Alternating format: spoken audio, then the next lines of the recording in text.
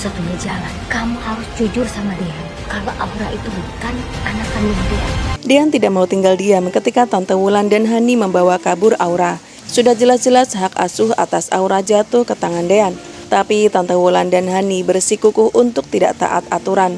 Mobil Dean menghadang laju mobil Tante Wulan. Tante Wulan dan Hani tak berkutik karena mobilnya telah dikepung oleh mobil Dean dan juga mobil Om Erwin. Tante Wulan tidak bisa kabur lagi. Di bangku bagian belakang, Hani terus memeluk Aura karena dia tidak mau Dean merebut Aura darinya. Dan benar saja, ketakutan Hani akhirnya terjadi. Dean menghampiri mobil Tante Wulan dan membuka pintu belakang mobil Tante Wulan. Hani terus memeluk erat Aura. Dean meminta Hani untuk melepaskan Aura. Hani kalah tenaga oleh Dean.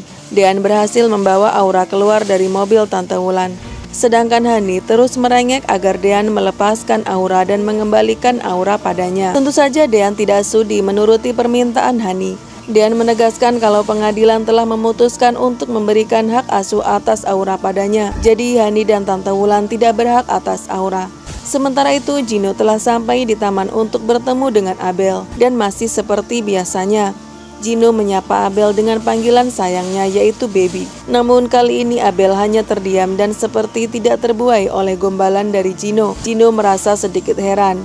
Ada apa dengan Abel?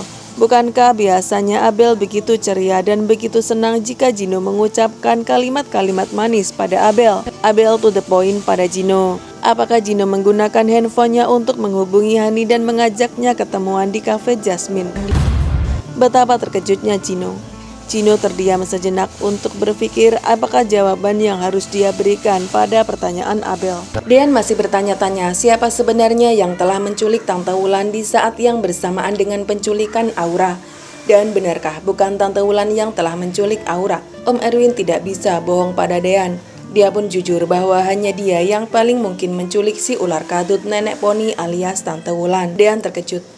Jadi maksud Om Erwin adalah Om Erwin sendiri yang telah menculik Tante Wulan? Yes. Om Erwin terkekeh.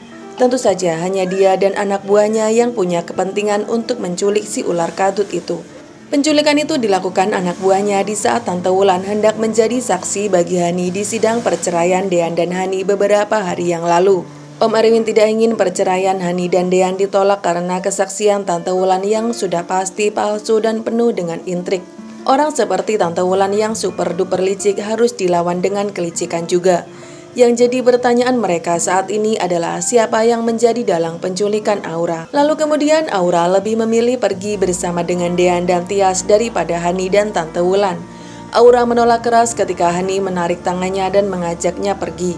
Aura tidak betah tinggal bersama dengan mamanya sendiri dan juga Oma Wulan yang selalu galak padanya.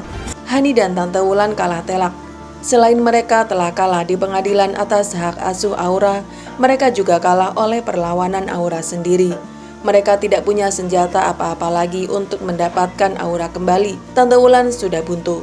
Dia ingin mengambil langkah paling ekstrim saat ini agar Dean tidak bisa lagi memiliki senjata untuk merebut Aura dari mereka. Tante Wulan meminta Hani untuk jujur pada Dean bahwa sebenarnya Aura bukan anak kandung Dean. Betapa terkejutnya Hani. Dia tidak pernah berpikir Tante Wulan akan memberinya saran se ekstrim itu.